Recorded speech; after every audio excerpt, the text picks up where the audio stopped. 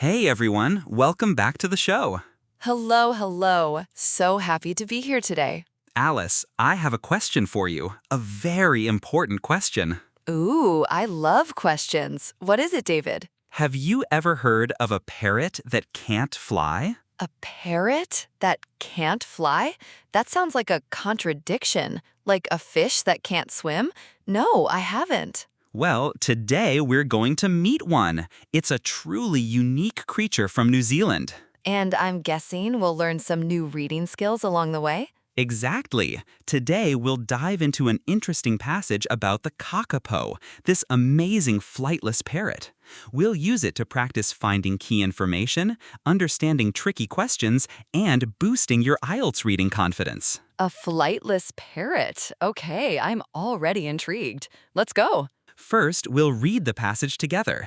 It's a fascinating story about this bird's journey from being common to critically endangered, and then its fight for survival. And don't worry if you don't understand every single word or if you're only half listening while you're doing something else. That is completely normal. Just relax and let it play. Here's our plan for today. In Part 1, we'll read the passage about the Kākāpō. In Part 2, we'll quickly review some essential reading skills that will help you tackle any text. In Part 3, we'll do a quick recap of those skills. And in Part 4, we'll put those skills to the test with some practice questions from the passage. 4 parts, a flightless parrot, and some great skills. This is going to be a good episode. Let's start. Okay, welcome to Part 1. This is our reading passage. The title is The Kākāpō. The Kākāpō. It sounds like a fun word to say. I will read each paragraph slowly. After each paragraph, Alice will explain the main idea in simple English, B1 or B2 level. Then we move on. Think of it like listening to a story with a friendly guide to help you understand. Ready? Let's read. The Kākāpō, also known as the owl parrot, is a large forest-dwelling bird with a pale owl-like face. It is the world's only flightless parrot and is also possibly one of the world's longest living birds, with a reported lifespan of up to 100 years. They are entirely vegetarian, with their diet including the leaves, roots, and bark of trees, as well as bulbs and fern fronds. So, paragraph A introduces us to the Kākāpō. It's a special parrot from New Zealand that looks a bit like an owl.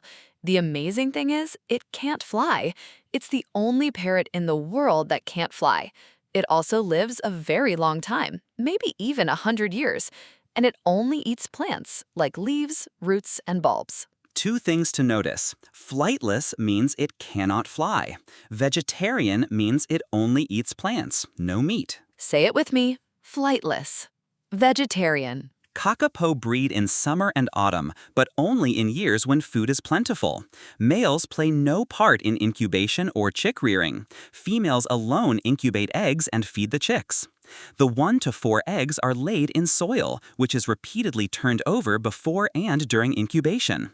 The female Kākāpō has to spend long periods away from the nest searching for food, which leaves the unattended eggs and chicks particularly vulnerable to predators. Okay, paragraph B tells us about Kākāpō families. They only have babies when there is a lot of food. The father Kākāpō does not help with the eggs or the babies at all. Only the mother does everything. She lays eggs in the soil and she keeps turning them to keep them warm. But the mother has to leave the nest to find food, and this makes the eggs and babies very easy targets for other animals that want to eat them. Incubation means keeping the eggs warm so they can hatch, and vulnerable means easily hurt or attacked. Quick question for you. No pressure. Just have a think. Does the male Kākāpō help with the babies? The answer is no. The passage says females alone incubate eggs and feed the chicks. If you got that right, great job. Before humans arrived, Kākāpō were common throughout New Zealand's forests. However, this all changed with the arrival of the first Polynesian settlers about 700 years ago. For the early settlers, the flightless Kākāpō was easy prey. They ate its meat and used its feathers to make soft cloaks. With them came the Polynesian dog and rat, which also preyed on Kākāpō.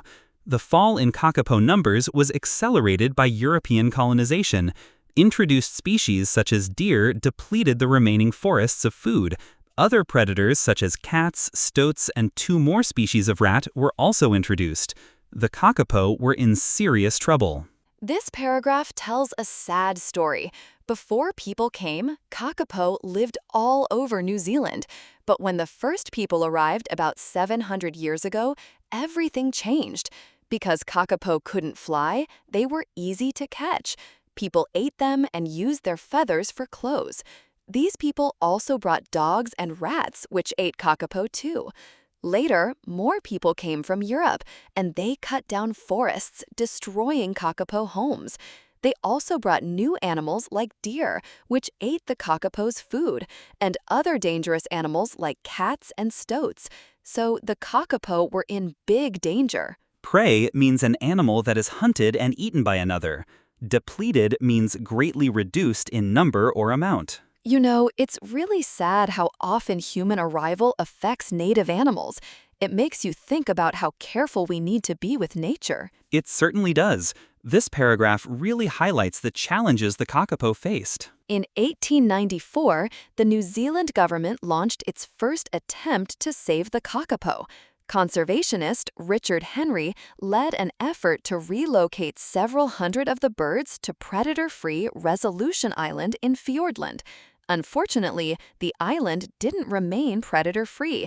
Stoats arrived within 6 years, eventually destroying the Kākāpō population. Here, we learn about the first try to save the Kākāpō. In 1894, a man named Richard Henry moved many Kākāpō to an island thinking it was safe from danger. But sadly, other dangerous animals called stoats found their way to the island in just 6 years, and they killed all the Kākāpō there. It was a failed rescue mission. Relocate means to move something to a new place. Predator-free means a place where there are no animals that hunt and eat other animals. From 1949 to 1973, the newly formed New Zealand Wildlife Service made over 60 expeditions to find Kākāpō. In 1977, a large population of males was spotted in Rakiura, a large island free from stoats, ferrets, and weasels. There were about 200 individuals, and in 1980 it was confirmed females were also present. These birds have been the foundation of all subsequent work in managing the species. So, after the first try failed, people kept looking for Kākāpō for many years. Finally, in 1977, they found a big group of male Kākāpō on an island called Rakiura, which had no dangerous stoats. Even better, in 1980, they found female Kākāpō there too. This was a huge step, as these birds became the starting point for all future efforts to save the species. Expeditions are long journeys for a special purpose, like exploring or finding something. Foundation means the base or starting point of something. Unfortunately, predation by feral cats on Rakiura Island led to a rapid decline in Kākāpō numbers. As a result, during 1980 to 1997, the surviving population was evacuated to 3 island sanctuaries: Codfish Island, Maud Island, and Little Barrier Island. Rats were found to be a major predator of Kākāpō chicks, and an insufficient number of chicks survived to offset adult mortality. The Kākāpō population had dropped to 51 birds. The critical situation prompted an urgent review of Kākāpō management in New Zealand. Feral cats are wild cats that used to be pets. Sanctuaries are safe places where animals are protected. In 1996, a new recovery plan was launched together with a specialist advisory group and a higher amount of funding. This involved moving the birds between islands, supplemental feeding of adults, and rescuing and hand-raising any failing chicks. For the first time, there was cautious optimism for the future of Kākāpō, and by June 2020, a total of 210 birds was recorded. After the population dropped so low, a new, stronger plan was started in 1996. They got more money and expert help. This new plan involved moving birds around, giving extra food to adults, and very carefully looking after any sick or weak baby birds by hand. Hand-raising means taking care of them like human babies, with human help. With all these efforts, the situation started to look better, and by 2020, there were 210 Kākāpō. Funding means money given for a particular purpose. Optimism means hope and confidence about the future. Today, Kākāpō management continues to be guided by the Kākāpō Recovery Plan. Its key goals are minimize the loss of genetic diversity in the Kākāpō population, restore or maintain sufficient habitat to accommodate the expected increase in the Kākāpō population, and ensure stakeholders continue to be fully engaged in the preservation of the species. The last paragraph tells us that the plan to save the Kākāpō is still going strong today. The main goals are to keep the birds genetically healthy, make sure they have enough good places to live as their numbers grow, and make sure all the important people involved keep working together to protect them.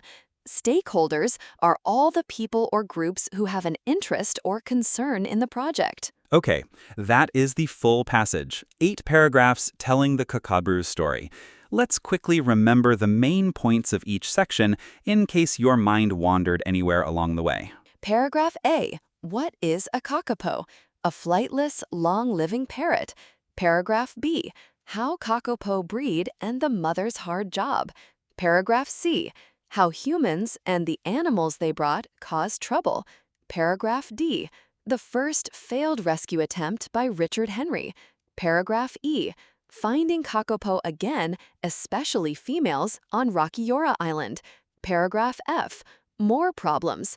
Cats and rats, and the population falling to 51. Paragraph G.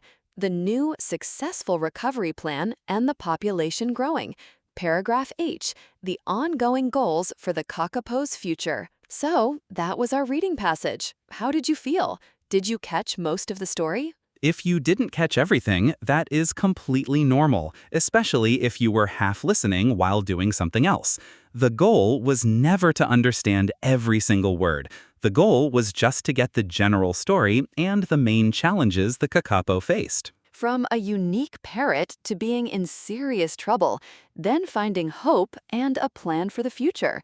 If you followed that journey, you've already done something very useful. And now we are going to quickly review some skills that help you read any passage like this faster and more confidently.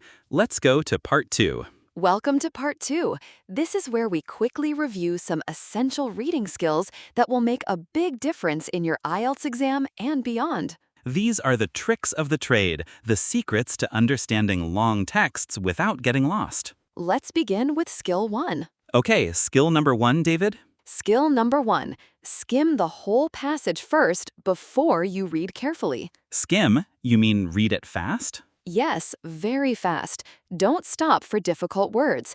Just get the general idea of each paragraph. So, for our Kākāpō passage, what's the general idea? Paragraph A introduces the bird. Paragraphs B and C talk about its breeding and the threats it faced. Paragraphs D to G describe the rescue efforts. And paragraph H outlines the future goals. Oh, so it's basically intro, challenges, rescue attempts, future. That's the same shape we just reviewed a moment ago. Exactly. And once you know that shape, finding answers becomes much faster. Why does that help so much? Because if a question asks about a rescue attempt, you already know that's probably in paragraphs D, E, F, or G. You don't need to search the whole text. That makes a lot of sense. I always used to read the whole thing first. No more. Here is a tip. When you skim, only read the first sentence of each paragraph. That sentence usually tells you what the paragraph is about. Say this with me. Skim first. Skill number 2. Always read the questions first before you scan for answers. Wait, isn't that obvious?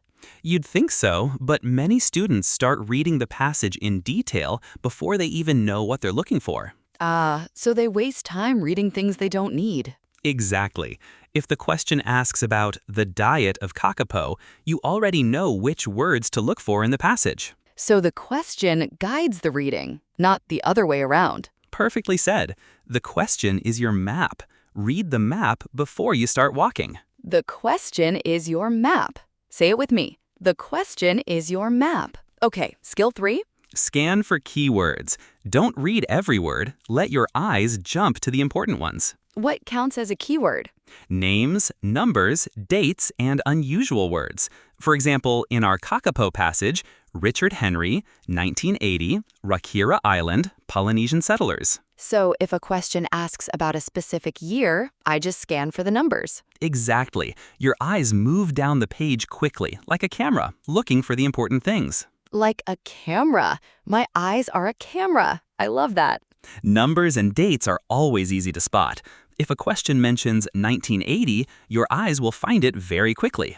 All right, quick pit stop. So far we've got skim first, questions are your map, and now eyes like a camera for keywords.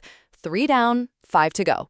Skill 4 is a really useful one. Watch for paraphrasing. What do you mean by paraphrasing? The question will almost never use the exact same words as the passage. It will use synonyms instead. Can you give me an example from our Kākāpō passage? Sure. The passage says rapid decline in Kākāpō numbers. A question might say, a quick fall in the Kākāpō population. Oh, rapid decline becomes quick fall, and Kākāpō numbers becomes Kākāpō population.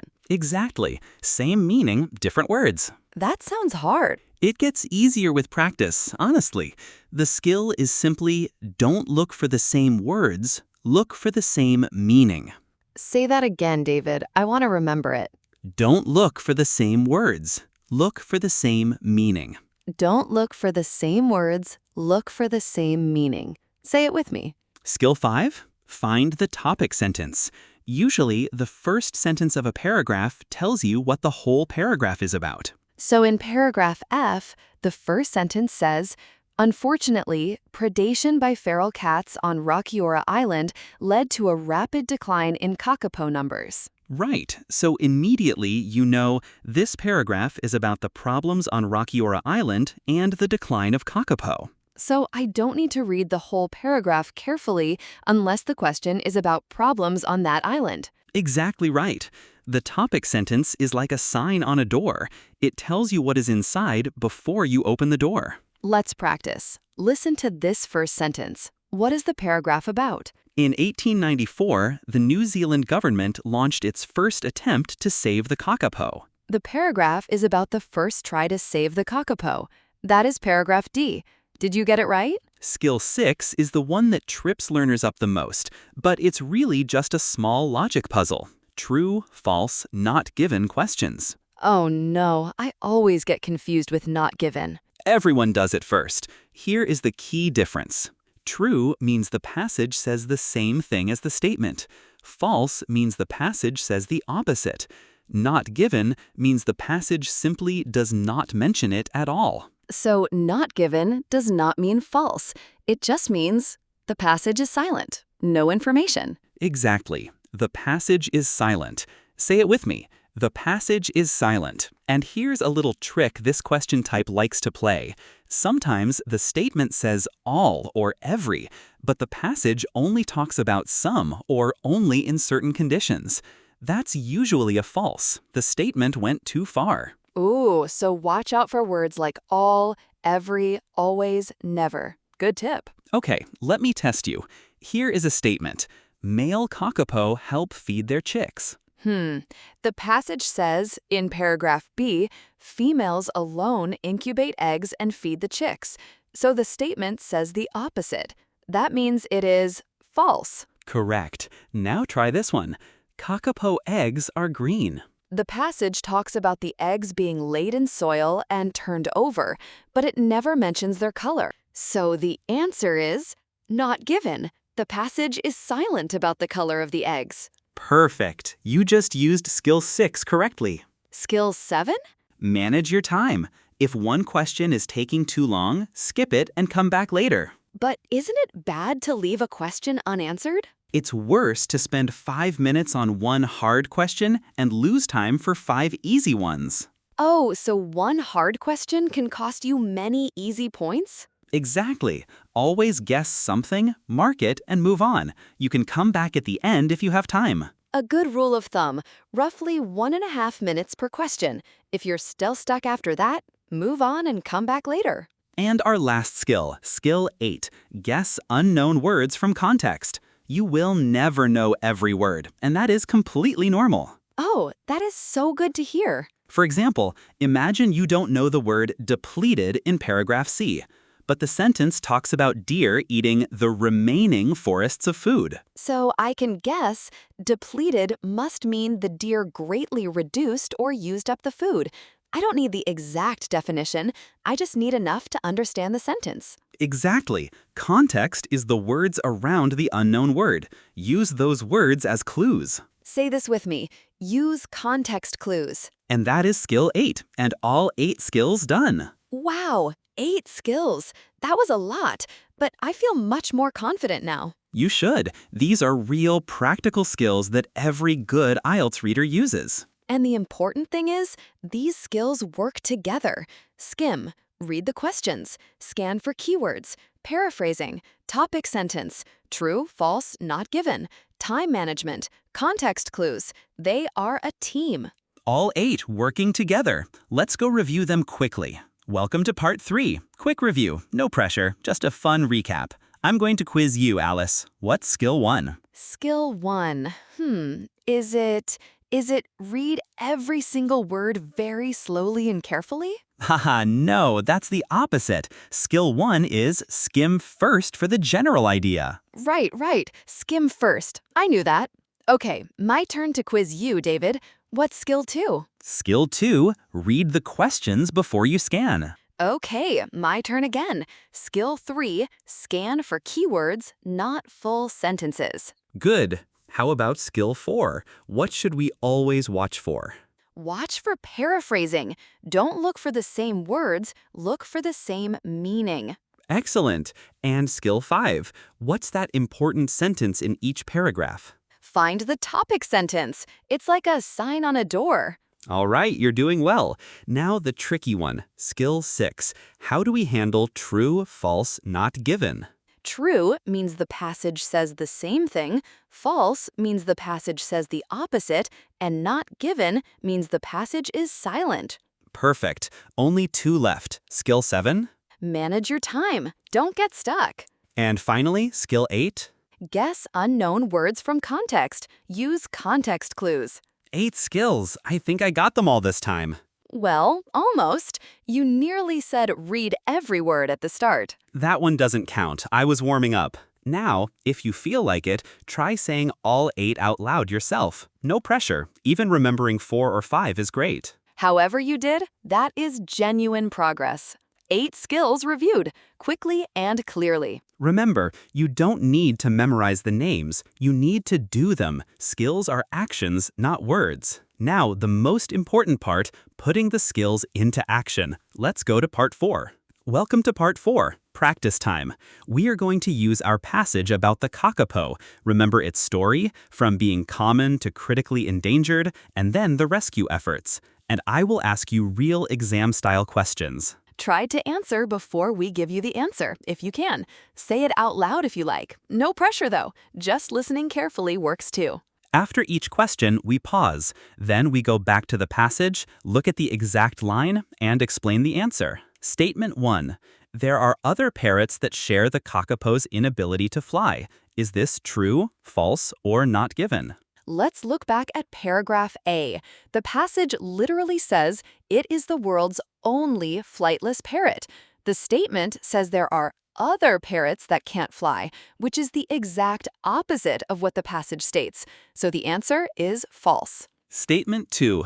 Kākāpō were transferred from Rakiura Island to other locations because they were at risk from feral cats. Is this true, false, or not given? Let's go back to paragraph F. The passage clearly states, unfortunately, predation by feral cats on Rakiura Island led to a rapid decline in Kākāpō numbers. As a result, the surviving population was evacuated to 3 island sanctuaries. This directly supports the statement, so the answer is true. Statement 3. The Polynesian rat was a greater threat to the Kākāpō than Polynesian settlers. Is this true, false, or not given? For this one, let's look at paragraph C. The passage mentions both Polynesian settlers and the Polynesian rat as threats. For the early settlers, the flightless Kākāpō was easy prey. They ate its meat and used its feathers. With them came the Polynesian dog and rat, which also preyed on Kākāpō. It tells us both were threats, but it never compares which one was greater. So there is no information to confirm or deny this comparison. The answer is not given. Okay, let's try a different type of question now. This time, fill in the blank. Complete the sentence using one word from the passage. The Kākāpō's diet consists of fern fronds, various parts of a tree, and what? Let's find this information in paragraph A. The passage says they are entirely vegetarian, with their diet including the leaves, roots, and bark of trees, as well as bulbs and fern fronds. So the missing word is bulbs. The answer is bulbs. I got them right just by listening. Well, I got the last one right. That counts. That is the skill working already. And notice, for each one, we didn't just spot the trap, we went back to the exact line that proves the answer. That's the habit worth building. It actually feels manageable now. When I know the skills and how to find the answers, the questions are not so scary. That is exactly the goal. You don't need to understand every word. You need the right strategy and the habit of checking back against the text. And now,